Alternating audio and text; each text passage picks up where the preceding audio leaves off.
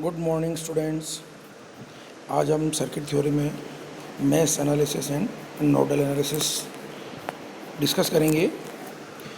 इसके लिए मैंने एक वीडियो लिंक भी भेजा आपको जो लगभग 30 मिनट का है। उसको आपने देखा होगा। थ्योरेटिकल पोर्शन मैंने उसमें एक्सप्लेन किया है। उसको देखने के बाद अब आप लोगों को मैं उससे संबंधित एक न्यूमेरिकल डिस्कस करते हैं। देखिए, ये एक न्यूमेरिकल जो आपको स्क्रीन पे दिख रहा है, इसमें ये एक नेटवर्क है जिसमें हमें 5 ओम के रेजिस्टेंस में करंट की वैल्यू निकालनी है जो कि ए बी के बीच में लगा हुआ है। तो इसको हम मैश एनालिसिस से सिंप्लीफाई करते हैं। सबसे पहले क्या करेंगे, जैसा मैंने वीडियो में एक्सप्लेन किया है, प्रत्येक लूप से संबद्ध एक करंट एज्यूम कर लेंगे। यह मेथड बहुत अच्छा है क्योंकि इसमें आपको कम वेरिएबल में काम चलता है। तो प्रत्येक लूप से संबद्ध एक करंट मान लेंगे। हमने देखी यहाँ 3 लूप है। तीनों लूप में हमने करंट एज्यूम कर लिए। पहले वाले लूप में I1 करंट फ्लो हो रही है, दूसरे वाले लूप में I2 करंट फ्लो हो रही है और तीसरे वाले लूप में I3 करंट फ्लो हो रही है। और गलतियाँ ना हो इस कारण से हमने क्या किया, तीनों की डायरेक्शन भी हमने क्लॉकवाइज एज्यूम कर लिया। ऐसा करने से क्या होता है, थोड़ी गलतियाँ कम होगी। तो तीनों क्लॉकवाइज डायरेक्शन में ले लिया और तीनों लूप से संबद्ध हमने 3 वेरिएबल ले लिया, I1, I2 एंड I3। अब हमें इसका सॉल्यूशन निकालने के लिए 3 इक्वेशंस की ज़रूरत पड़ेगी। तो हम 3 इक्वेशंस बनाते हैं।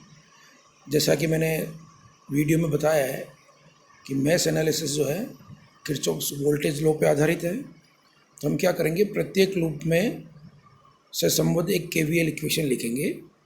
इस प्रकार से हमें 3 वेरिएबल के लिए 3 इक्वेशंस की ज़रूरत पड़ेगी। तो हम 3 इक्वेशंस लिख लेंगे और उन तीनों इक्वेशंस को सिंप्लीफाई करके हम I1, I2 एंड I3 की वैल्यू निकाल सकते हैं। हमें यहाँ पे I1 की वैल्यू निकालनी है। तो हम क्या करेंगे, ये तीनों लूप से संबद्ध करंट एज्यूम कर लिया है। अब 3 इक्वेशंस लिखते हैं।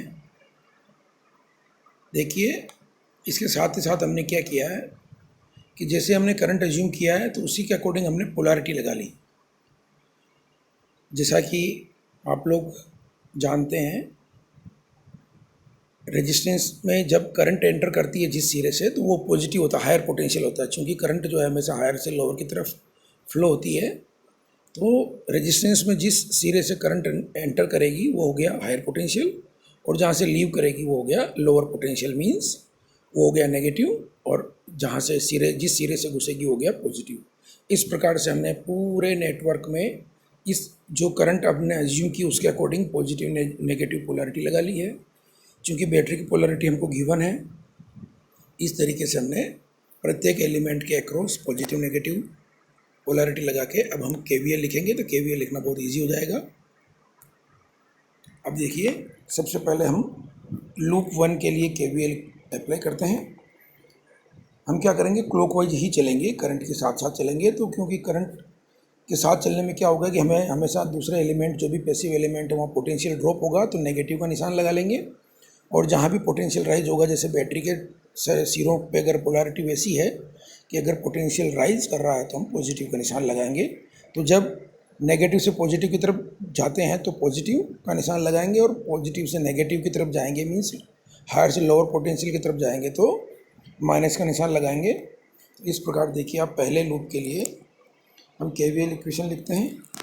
तो A पॉइंट से चलते हुए हम क्लॉकवाइज चलते हुए वापस A पे आएंगे। तो इस प्रकार से हम KVL इक्वेशन लिखेंगे। देखिए, सबसे पहले देखिए -5 × I1, क्योंकि हम हायर से लोअर की तरफ चल रहे हैं तो माइनस का निशान लगा दिया।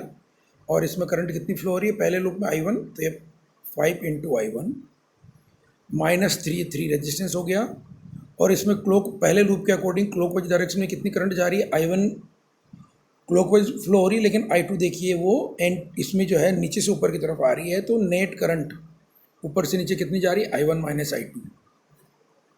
ठीक है, तो ये हो गया -3 I1 - I2 ब्रैकेट में। फिर आगे चलें तो बैटरी के टर्मिनल है जो पॉजिटिव से नेगेटिव की तरफ जा रहे हैं, तो -5। फिर देखिए अगली बैटरी आ गई 20 वोल्ट, तो ये हो गया आपने +20, क्योंकि माइनस से प्लस की तरफ चल रहे हैं, तो ये हो गया +20। इजिकल टू वापस ए पे आ गए तो टोटल पोटेंशियल राइज या टोटल पोटेंशियल ड्रॉप कितना हो गया, ज़ीरो, इजिकल टू ज़ीरो। इस तरीके से हमारी ये पहली इक्वेशन बनती है, तो इसको सिंप्लीफाई कर लेते हैं। -5i1 -3i1 plus 3i2 plus 15 is equal to zero, और वेरिएबल को अलग कर लेते हैं हम, तो ये हो गया 8i1 -3i2 इजिकल टू 15। चूँकि ये i3 का कोई कंपोनेंट नहीं तो हम इसको क्या लिखेंगे, गलतियाँ मिनिमाइज करने के लिए, क्योंकि हर टर्म के अकॉर्डिंग हम पैटर्न उसी पैटर्न में लिखेंगे, और अगर कोई टर्म नहीं आ रही तो उसको जीरो से मल्टीप्लाई करते हुए लिख देंगे। इस प्रकार से हमारी पहली इक्वेशन होगी 8i1 -3i2 plus 0i3 is equal to 15। अब देखिए सेकेंड लूप के लिए भी इक्वेशन लिखते हैं। ये देखिए सेकेंड लूप के लिए इक्वेशन लिखेंगे, तो हम चल रहे हैं बी पॉइंट से चलते हुए क्लॉकवाइज घूमते हुए वापस बी पे आ जाएंगे। ये हो गया -4, और सेकेंड लूप में कितनी करंट फ्लो हो रही है, i2, तो ये हो गया -4i2। फिर बैटरी है जिसमें माइनस से प्लस की तरफ जा रहे हैं, इसका मतलब +5। ये 2 ओम का जो रेजिस्टेंस है इसमें नेट करंट ऊपर से नीचे आ रही है, i2 -i3, तो और ड्रॉप हो रहा है सेकेंड लूप में, तो हम चलेंगे -2 i2 -i3 +5 की बैटरी हो गया। आगे देखिए फिर +5 -3 i2 -i1, क्योंकि i2 -i1 करंट ऊपर जा रही है सेकेंड लूप में। देखिए तो ये हो गया -3 i2 -i1 इजिकल टू 0। देखिए पोलैरिटी में लगा रखी है ना। अब इसको भी सिंप्लीफाई कर लेते हैं, ब्रैकेट को खोल देते हैं। -4i2 + 5 -2i2 + 2i3 + 10 -3i2 + 3i1 is equal to 0। अब वेरिएबल्स को सेपरेट कर लेते हैं, तो ये हो गया 3i1। i2 की जो भी टर्म है देखिए सबको जोड़ लेते हैं, सारी टर्म नेगेटिव थी, हो गया -9i2 + 2i3 is equal to, constant term को अलग ले जाते हैं, ये हो गया -15। तो ये होगी हमारी सेकेंड इक्वेशन, सेकेंड लूप की इक्वेशन होगी केवीएल इक्वेशन। तो पहली होगी, सेकेंड होगी, अब एक तीसरी और लिखेंगे हम। तो ये देखिए थर्ड लूप के लिए भी हम इक्वेशन लिख रहे हैं, क्लॉकवाइज डायरेक्शन में चल रहे हैं, तो ये होगी -8i3 -30 -5 -2, और यहाँ करंट नीचे से ऊपर i3 को अगर पॉजिटिव मान रहे हैं तो कितनी नेट करंट होगी, i3 -i2, तो ये हो गया -2 i3 -i2 इजिकल टू 0।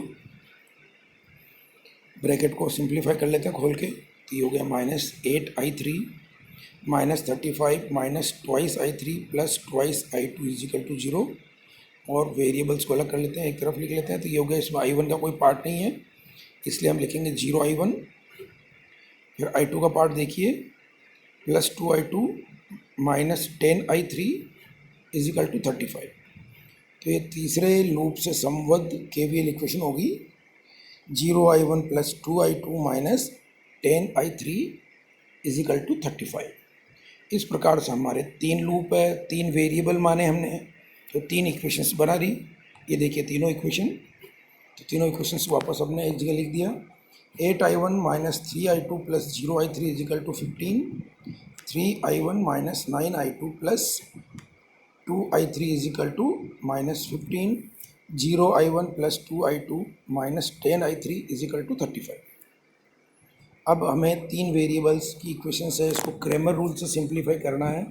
जैसा कि आप लोग जानते हैं क्रेमर रूल कैसे करेंगे, देखिए अब डिटर्मिनेंट बनाएंगे, तो हमने इसको सीक्वेंस में लिख लिया i1 i2 i3 पहले, इसमें कोई गलती नहीं होनी चाहिए।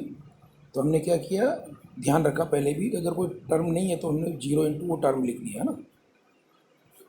अब सारणिक बना लीजिए, तो इनके कोफिशिएंट का एक डिटर्मिनेंट बन जाएगा 3/3 का, तो ये हो जाएगा 8 - 3 0। फिर सेकेंड इक्वेशन से आ गया 3 - 9 2, और थर्ड इक्वेशन से आ गया 0 2 और -10। i1 i2 i3 is equal to, equations की कोफिशिएंट इस तरफ लिखेंगे, इजिकल टू 15 -15 और 35। क्रेमर रूल से सिंप्लीफाई करने में हमें इतना आसान रहता है। देखिए अगर हमको केवल i1 की वैल्यू निकालनी तो हम केवल इसको i1 के लिए सिंप्लीफाई करेंगे, अगर हमको केवल i2 निकालनी तो केवल i2 के लिए सिंप्लीफाई होगा, और जिस भी वेरिएबल को निकालना, जैसे I1 को निकालना, तो हमारा I1 पहला कोफिशिएंट है, तो पहला इस सारणिक में से पहला कॉलम जो है कोफिशिएंट से रिप्लेस किया जाएगा।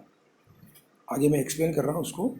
अगर आपको I2 की निकालनी है तो सेकंड कॉलम को रिप्लेस करेंगे कोफिशिएंट से, और थर्ड टर्म निकाली I3 की वैल्यू निकालनी है तो हमको थर्ड कॉलम को रिप्लेस करेंगे।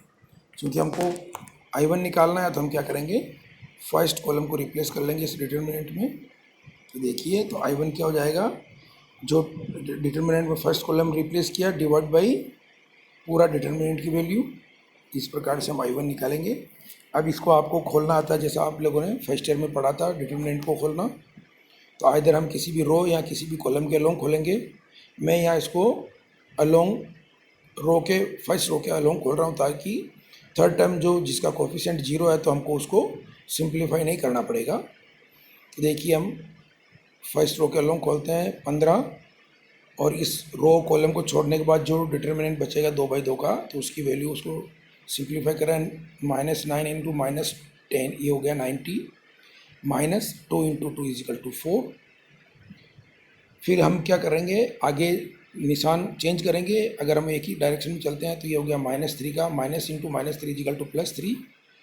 फिर हम सेकंड कॉलम और फर्स्ट रो को छोड़ दिया, तो हमारे पास जो डिटर्मिनेंट बना उसकी वैल्यू आ रही है 15 इंटू 10, -15 इंटू -10 मतलब 15 इंटू 10, ये हो गया 150, -35 into 2 70।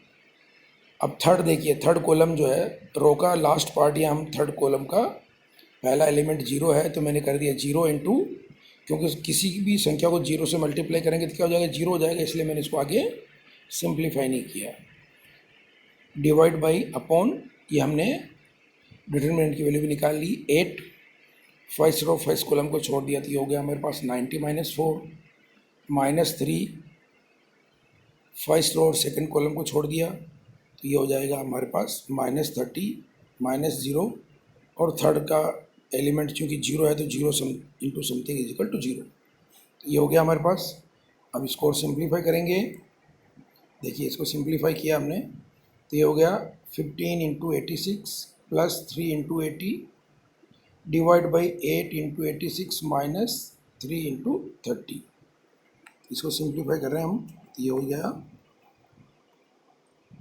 1290 plus 240 divide by 688 minus 90 = ये हो जाएगा हमारे पास 1530 डिवाइड बाई 598। और इसको हम कैलकुलेटर से सिंप्लीफाई करेंगे तो ये वैल्यू आती है 2.55 एम्पियर। देखिए, अगर मैथ्स एनालिसिस से हम न्यूमेरिकल को करते हैं और हमको जिस भी ब्रांच में धारा का मान निकालना है तो हमने डायरेक्टली इस मेथड से हम डायरेक्टली निकाल सकते हैं। और इसमें चूँकि वेरिएबल कम लिए हमने, कम वेरिएबल से काम चल जाता है, तो ये मेथड जो है काफ़ी इजी रहता है ये मेथड। उसके साथ साथ जब किसी नेटवर्क में ज़्यादा लूप लगे हुए हों तो ये मेथड बहुत आसान रहता है। इस प्रकार से हम मैथ्स एनालिसिस के द्वारा जो है किसी भी ब्रांच में धारा का मान निकाल सकते हैं। Thank you.